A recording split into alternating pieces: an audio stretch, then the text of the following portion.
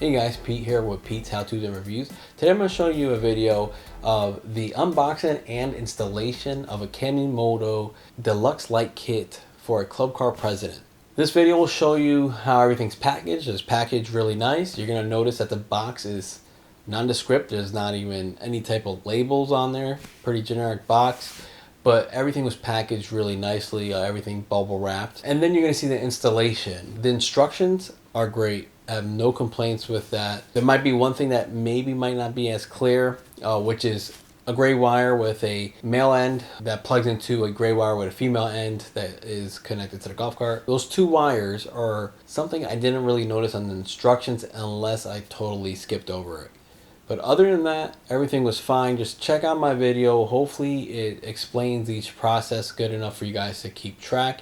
If you have any questions, feel free to send me a comment. I'll try to respond to the comments as quickly as possible. Stay tuned. Hope you enjoy. Hit that like button and subscribe, and let me know what you think. This is the box that Kemi Moto sent me. It's the light kit for Club Car Precedent. So you can see everything's packaged really nice. The outside there was no markings. Has a column cover that covers the wires that go down the steering wheel column. Everything's nicely wrapped in the bubble wrap. You have your turn signal indicator cover that covers a bracket to the turn signal indicator. You'll see in the video on the installation. You have a frosted light and bumper.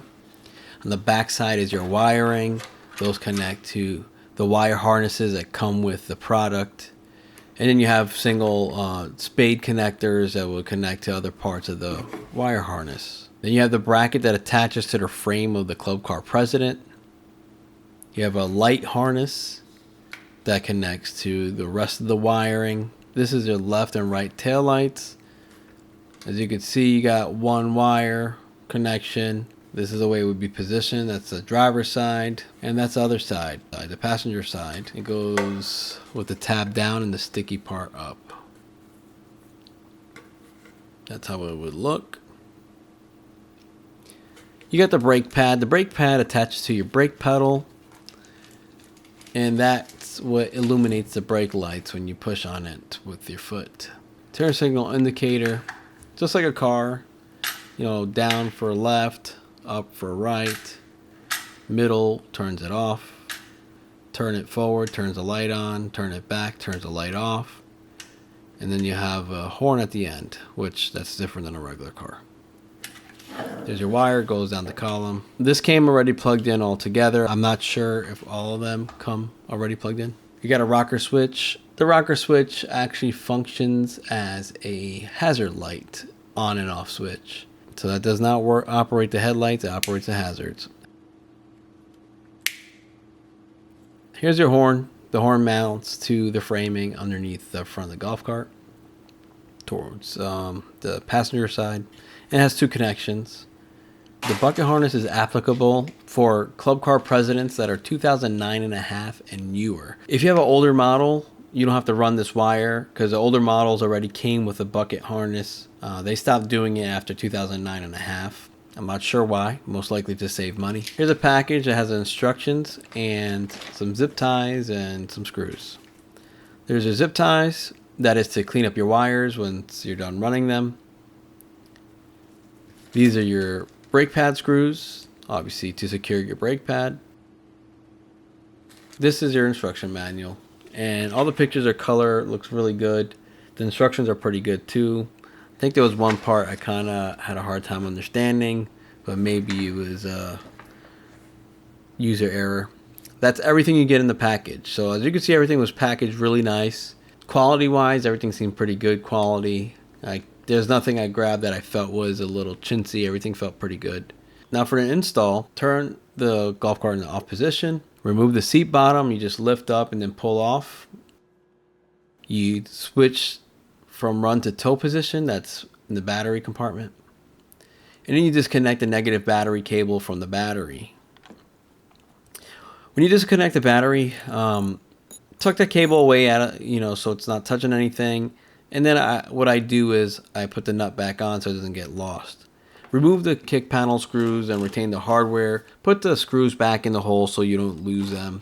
That's the best way to keep track of them. This golf cart is actually from my my church, and I'm installing this for them. Now you can remove the floor mat. Get that out of the way. As you can see, the golf cart's pretty dirty and dusty. They use it outside, so for maintenance purposes. So you might want to blow that off and clean it up before you start running wires, which I did do after the fact. Remove the brake adjustment access panel. And the reason for that is because you're going to run some wires through there. It's pretty easy, no screws, just a little hole. Remove the 3 console screws and retain the hardware. It's just 1 screw up top, 2 on the front corners.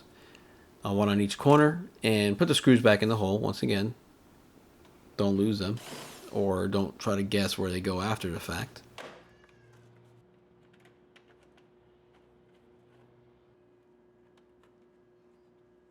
Remove the factory bolts and bumper. So you can see this is kind of not fully tightened. I guess it was loose from the previous person who installed those headlights that are currently on there. Use some WD-40 if it's rusted. As you can see, those are the headlights that were on there, just generic lights.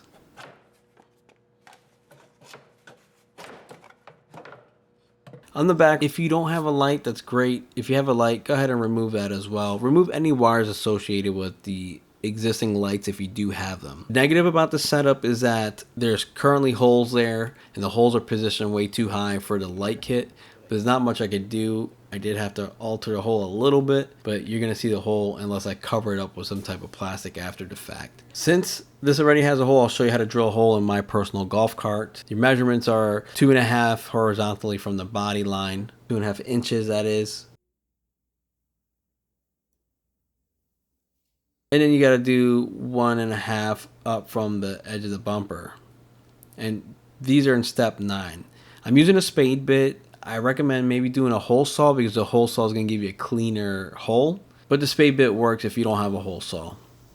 But the hole saw does give you a nice cleaner hole. You'll see the hole's a little more rough with this. And if you have an impact drill, that's probably your best bet. See, the hole's a little rough. But as you can see, if you're not careful, you could go into the actual bumper plastic, which is part of the body. So I was right there, scraped it. Then you're going to repeat step 9 on the other side. Measure from the body line, then measure from the top of the bumper. Now make sure before you start drilling you use your safety glasses. I didn't use that on the other side, but you don't want anything to fly in your eye because you'll have a bad day after that. So drill the hole. I like the impact drill because it doesn't bog down. If you use a regular drill, you could do it. Remove the screws that secure the lower body. Unfortunately, with this specific setup, some of the screws were rusted and they broke off, so I had to do some drilling. Remove the screws from the front of the battery compartment as well.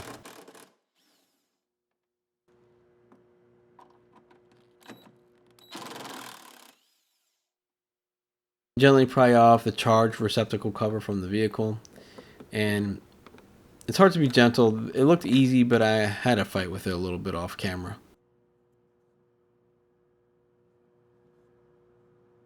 Next, we're out the bucket harness, the 12-pin connector, and the brake light accessory wires. By loosening up those screws on the body, it totally gives you quite a bit more access and less of a headache. So as you notice, I have those removed. I think I also removed the ones towards the back too, part of that battery compartment, and it gives me so much more wiggle room. You're going to route the brake light wires through the center channel to the brake compartment. Route the 12-pin connector along the passenger side floor channel and under the dash.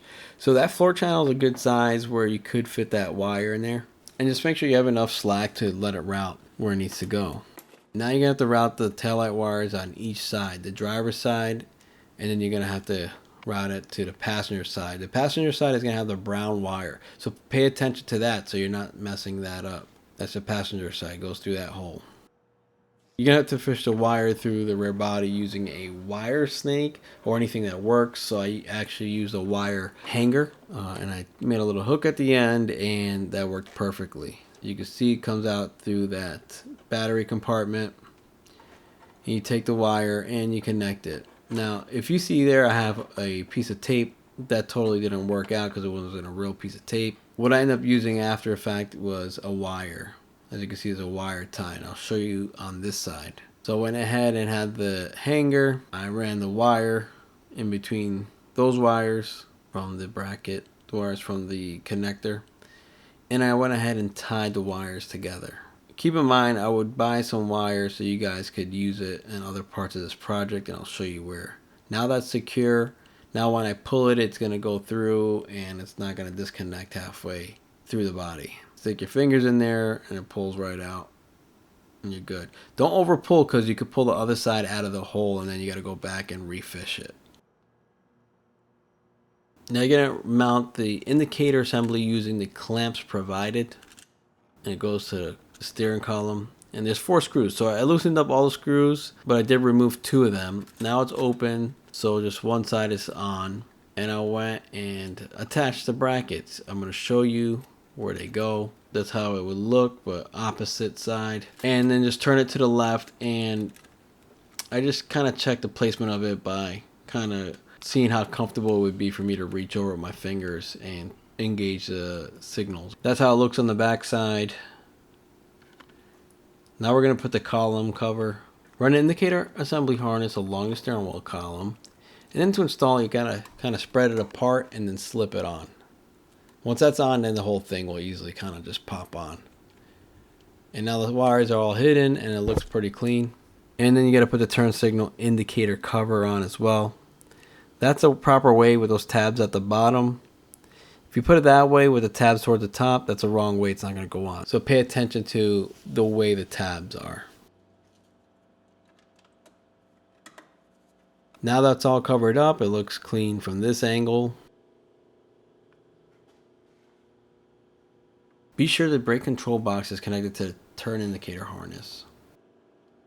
And then create a hole for the rocker switch. The hole needs to be the width or a little bigger than the actual threaded part of that rocker switch. There's a little indent on your dash. There's 2 of them. Choose the one you think works best. The instructions, I believe, do tell you where it should go, but I believe I chose a different one because I thought it was more clearance on my end. So just use your best judgment on that. Screw on the plastic part that comes with the rocker switch on the back side before you plug in any wires. Connect the wires to the rocker switch according to the instructions.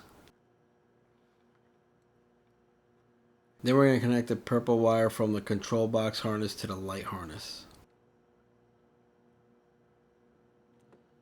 Connect the light kit harness to the factory harness.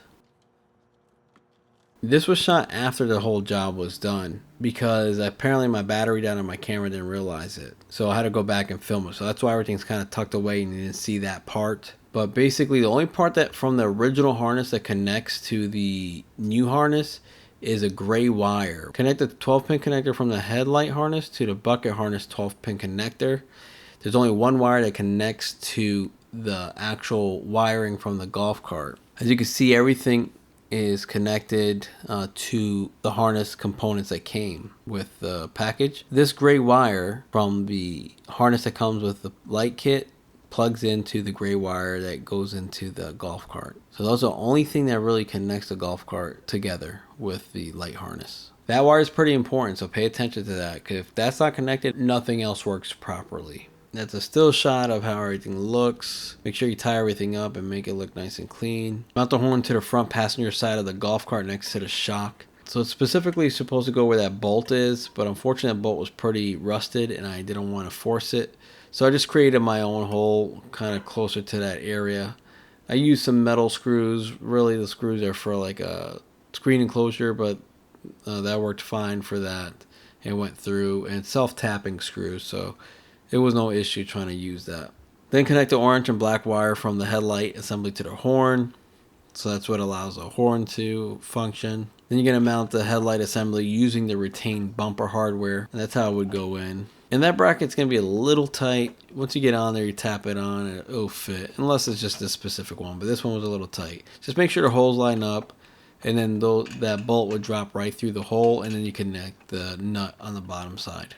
Hold the top of that bolt with some pliers. And then connect the nut on the bottom using a different tool, whether you decide to use a drill or another set of pliers. That's how it looks when it's fully tightened. It's nice and tight. It's not going to go anywhere. And that is installed. Now those loose wires are going to get tied up and they're going to be nice and neat when it was all said and done. So here's a brake pad. The brake pad is pretty simple. There's only 6 screws, and the screws attached to the brake pedal. When you're installing the brake pad, just make sure it lines up nice at the bottom so the screws could grab, and it's lining up properly at the top. There's 2 connections on the actual brake pad that you got to connect, and it comes from the wire that came from the harness. And there's one that it doesn't get connected to anything. It's a black wire. It's a spade connector. And that's how it should look when it's ran. That wire is not correct. That wire should not be where it's currently located. I'll show you a little later in this clip. But the location of that wire is going to affect that access panel to go back in place. Run a 6-pin headlight connector through the hole under the dashboard. And then you're going to connect your headlight assembly 6-pin connector through the harness that I ran through the dashboard. Make sure everything's secure and locked into place. At this point, if you want to go ahead and zip tie everything, you could in that section. Connect the taillights to the bucket harness connector. And there's only one way it could go. You got a flat bottom and the top is rounded on 2 end connectors. So you can't mess it up the way it gets connected. It has to go one way. Tuck it back in place. Make sure it's flipped the proper way and it connects. Just so you know, before you stick that headlight on, make sure you clean the area with some alcohol to make sure there's no grime and dirt there. So now you're going to install a voltage reducer that's not included. If you have a 48 volt, make sure you get a voltage reducer that goes from 48 to 12 volts. And take a picture of that sticker just so when you install and you mount it on a surface, you know which wire is which is pretty easy. But you know, the red and black is self-explanatory, but the yellow you might confuse or whatever. Now this is a spot I wanted to install it, but I decided to put it in another spot, but I couldn't get to it without removing the battery in the middle. So you might have to remove a battery or so just to get to the location and easily work. So that's where I decided to mount that voltage reducer. I added some wire, buy some good wire, make sure it's the right gauge so you could reach the areas you need to reach with no issue. And the same with the negative. It's a little shorter, it's not as long as the red one. Just make sure you can reach. And I added some wire to the components. I also installed a 12 volt fuse box. You don't have to do it, it's not included, but I went ahead and did it. Ideally, if you notice the wires are running downwards, I like that setup. Unfortunately, the box doesn't have a hole there. I could have drilled the hole, but I didn't. I didn't have all my tools with me because I'm not doing this at my house. So to make it at least a clean cut. So I had to adjust that. But that's basically the setup. This is how it looks with the cover on. I had to I had to run the wires a different way so it works. And there's a fuse in the box. I just used a fuse that came with the product, because it does come with a fuse if you don't have a fuse box. I use that same fuse and just put it in there. Then I did add some other connections. If you notice, I don't have just wire hanging out the ends. I have some heat shrink connections. So if you want to buy yourself a box of that from Amazon or something, I'll see if I can link some of these items in the description, then you'll know what to get. Then reinstall all the retained hardware from step 11. So just basically do a reverse of what you did to get everything off. Replace the brake adjustment panel, but remember that panel is not going to fit because I have the wire in the wrong spot. The wire is going to go through there. Luckily it's only 2 connections and it's not a big deal. If I had to run it all the way to the back, I'd be very unsatisfied with this process. But it was just 2 wires. You run it there and you're fine. And then the brake access panel would just go back to its location with no problem. You know, make sure the wires are tucked away. Install the floor mat using the retained hardware. Once again, if you gotta clean that area, just blow it off, wipe it down, whatever you need to do. I used a little electric blower to kind of blow all that sand off. Tuck everything away, and then put the screws back in. Now, you might have some screws that are not available if you have rusted screws like I did. Then you put the seat back in place. It's only 2 slits it goes in. Don't forget to like and subscribe while you're at it. And you turn it forward to turn the lights on, and the hazards are on by using the rocker. As you can see, you got the holes up top. Might go back and put some plastic over, I'm not sure yet. Turn off the hazards with the switch. Now you just have your headlights. You got your left turn signal. You got the right turn signal on the rear, left turn signal on the rear. And we're all done. Turn the lights off. Horn works. And if you guys enjoyed this video, please hit that like button and subscribe. Thanks for watching.